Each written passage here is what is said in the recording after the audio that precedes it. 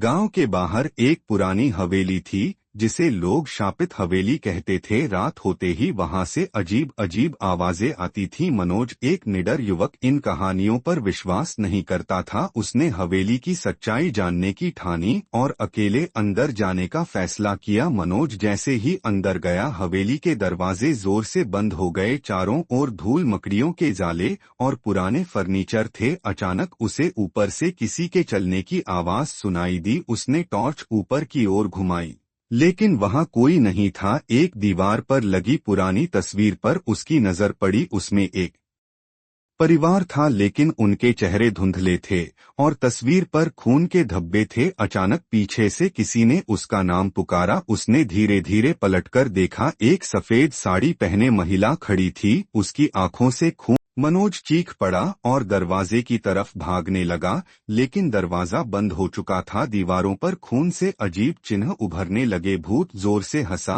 और धीरे धीरे हवा में गायब हो गया, लेकिन उसकी हंसी हवेली में गूंजती रही। अचानक सब कुछ अंधेरा हो गया। सुबह गांव वालों ने हवेली के दरवाजे खुले पाए, लेकिन मनोज का कोई निशान नहीं था। बस उसके कैमरे में आखिरी तस्वीर एक खून से सनी दीवार थी। गांव में अब भी रात को हवेली से अजीब आवाजें आती हैं। लोग अब भी कहते हैं जो वहां गया वो कभी वापस नहीं आया।